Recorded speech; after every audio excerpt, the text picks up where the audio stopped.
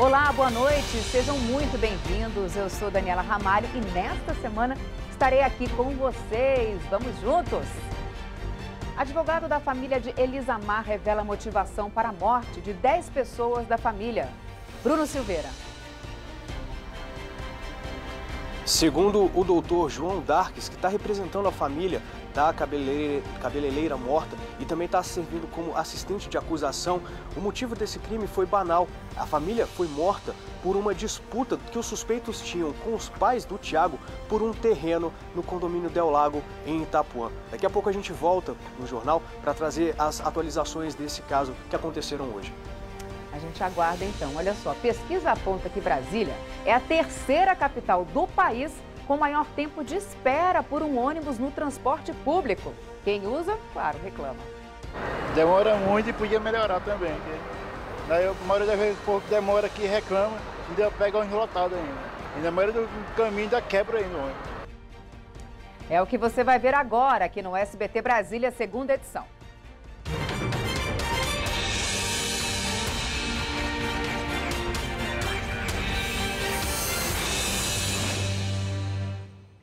Terminou hoje o prazo para que o delegado que investiga o sequestro e morte de 10 pessoas de uma mesma família conclua o inquérito. Até agora, 6 suspeitos de cometer foram identificados, 5 estão presos, um menor foi ouvido e liberado. O repórter Bruno Silveira está na 6ª DP. Bruno, boa noite para você, seja bem-vindo aqui com a gente. Como é que foi a movimentação por aí hoje? Oi, Dani, boa noite para você, para os nossos telespectadores. Olha, essa quinta-feira aqui na 6ª DP foi bastante movimentada.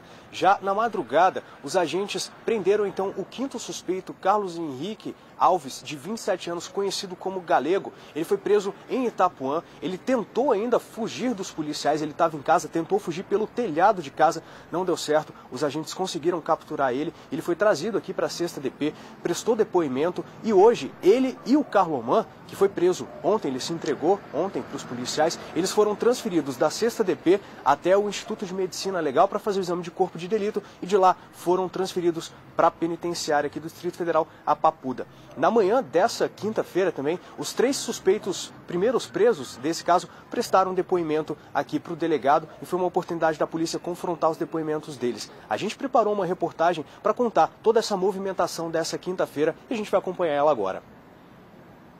Carlos Henrique Alves da Silva, de 27 anos, apontado como o 5º suspeito de participação na chacina, foi preso na madrugada desta quinta-feira.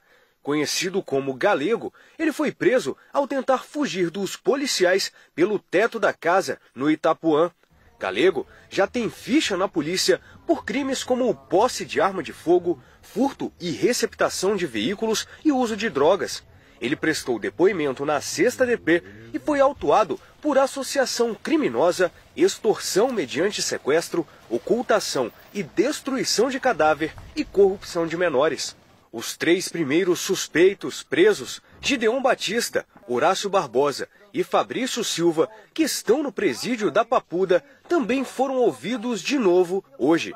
A polícia diz que os depoimentos de Horácio Barbosa e Fabrício Silva apontam que o mentor do crime foi Gideon Batista e que todos os 5 suspeitos e o adolescente apreendido tiveram envolvimento direto no crime contra as 10 pessoas. Segundo o advogado da família, a motivação da chacina foi uma disputa por terras.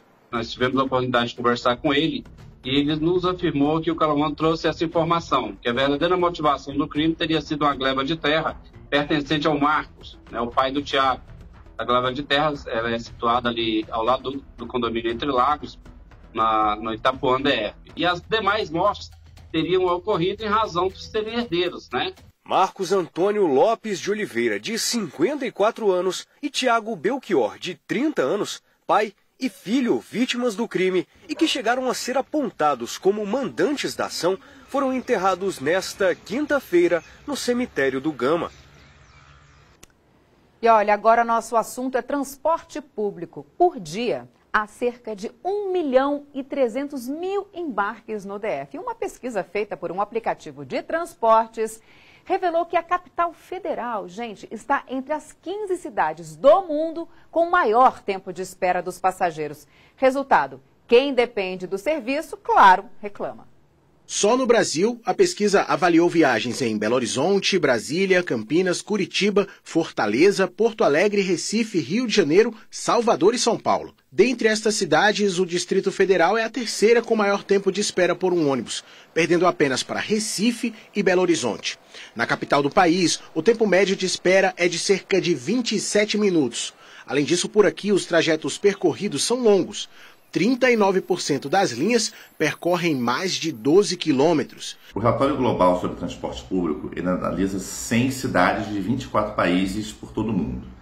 Ele foi criado a partir de uma análise em Big Data de viagens planejadas pelo aplicativo do Movit. Assim a gente consegue ter uma média de distância percorrida, tempo de deslocamento, tempo de espera e outros dados que estão disponíveis no relatório. O tempo médio de espera serve apenas como uma referência. Na prática, boa parte dos usuários do transporte público aguarda mais do que 27 minutos para entrar no coletivo. E algo que aumenta ainda mais a sensação de demora é o desconforto, tanto nas paradas quanto dentro dos ônibus. Na rodoviária do Plano Piloto, por exemplo, todo mundo aguarda o transporte em pé por bastante tempo. Encontrar quem reclame da demora e das condições da espera não foi difícil. É de 20 minutos de espera. Demora muito e podia melhorar também.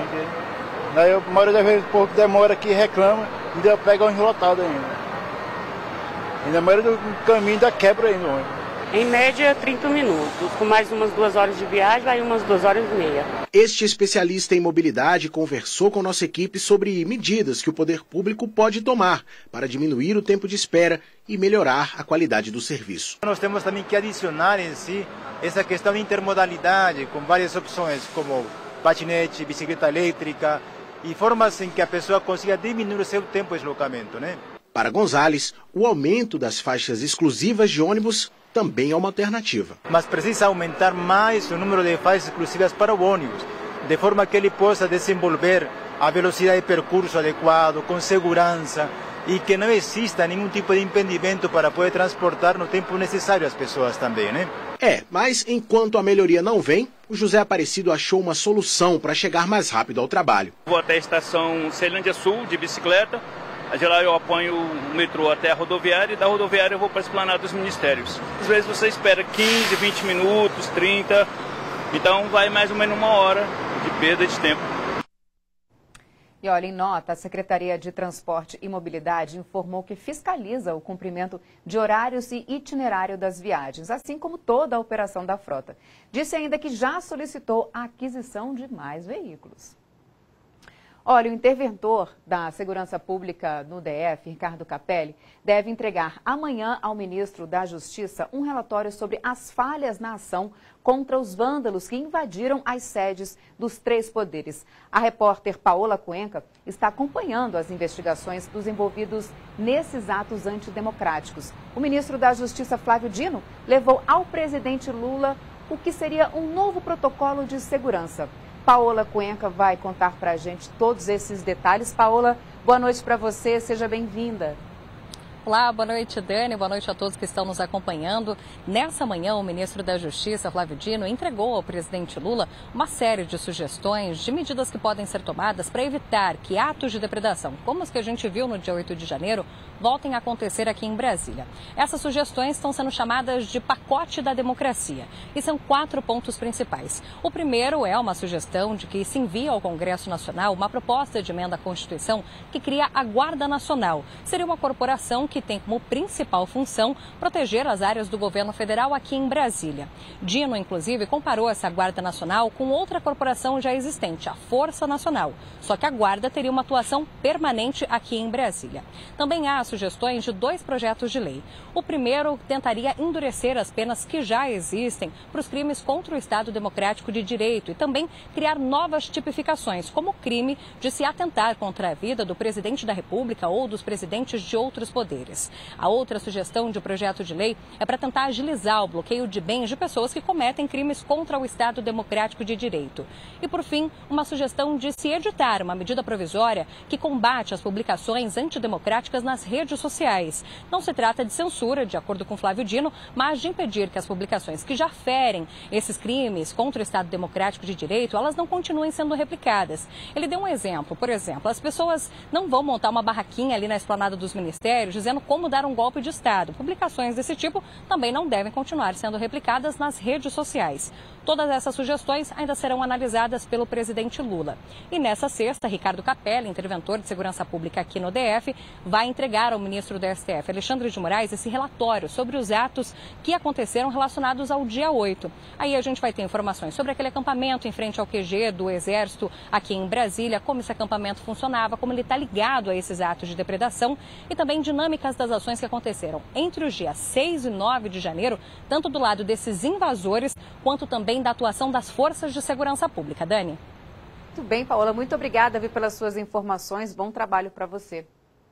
Olha só, quanto ao reforço da segurança no DF, foi publicado hoje o decreto de nomeação de Sandro Avelar como secretário de Segurança Pública. Ele já deve assumir com a responsabilidade de lidar com a volta do traficante Marcola à Penitenciária Federal de Brasília. A governadora em exercício, Celina Leão, comentou sobre esse retorno. Marcola estava há quase um ano preso em Rondônia, mas, segundo o ministro da Justiça, Flávio Dino, lá havia risco de um plano de fuga. O governo do Distrito Federal recebe, ainda com muita apreensão, mas entendendo também que precisa, nesse momento, receber o Marcola. É um momento de muita dificuldade, nós estamos ponderando, talvez, que esse tempo que ele fica aqui seja reduzido para rapidamente estabilizarmos toda essa situação. Não é uma notícia que agrada o governo do Distrito Federal, mas não cabe a nós tomarmos essa decisão. Conversamos com o interventor e eu tenho certeza também que a nossa secretária de Segurança fará toda a gestão para que não tenha nenhuma movimentação e instabilidade no nosso sistema prisional por conta dessa transferência. E olha, o Tribunal de Contas do DF suspendeu a licitação para ampliação do aterro sanitário de Brasília após encontrar indícios de sobrepreço. De acordo com o Tribunal de Contas, o sobrepreço identificado corresponde a mais de 25% do orçamento total da licitação das etapas 3 e 4 do aterro sanitário de Brasília.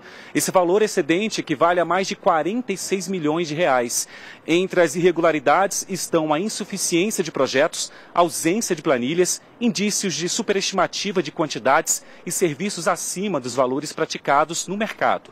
Só no caso do serviço de compactação de brita, por exemplo, a diferença encontrada entre o valor de mercado e o orçamento da licitação foi de 8 milhões de reais.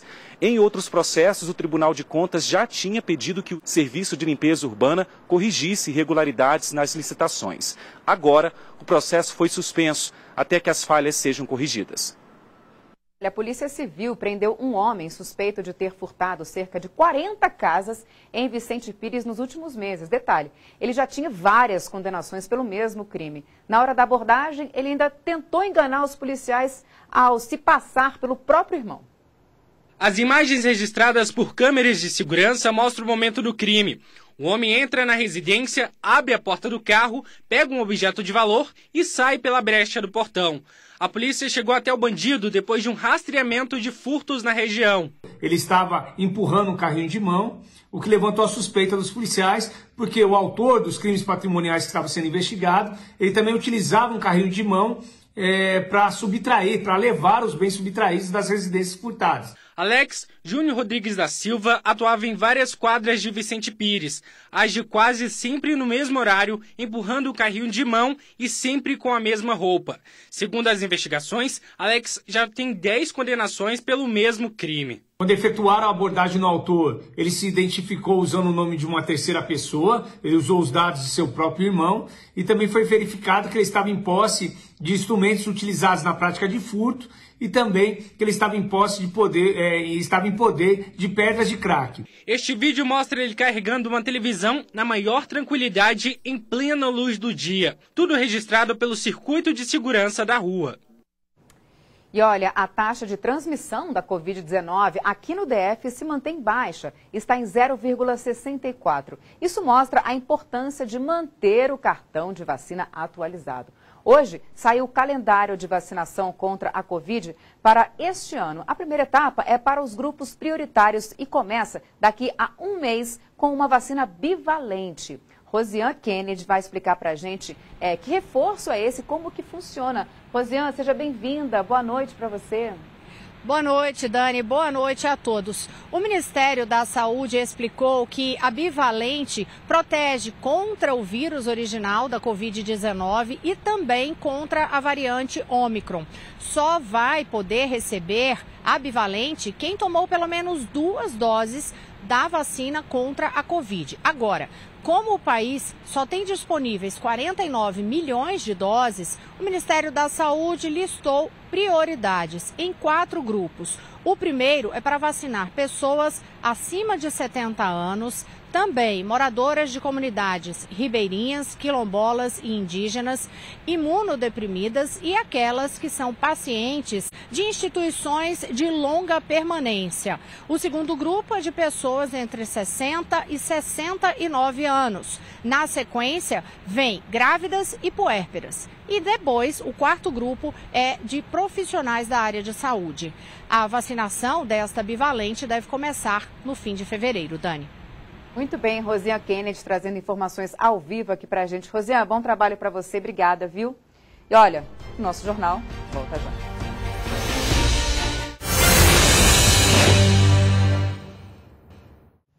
Violência policial em Formosa. PMs foram flagrados dando chineladas em um morador de rua.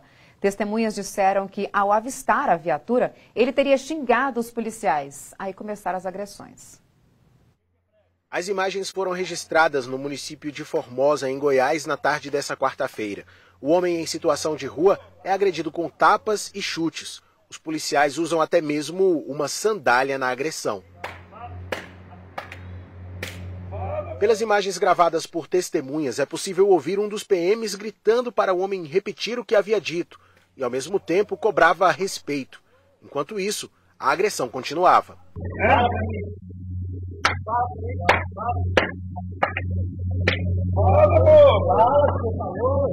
Em nota, a PM de Goiás afirmou que não compactua com nenhum tipo de desvio de conduta e que o caso será apurado com rigor.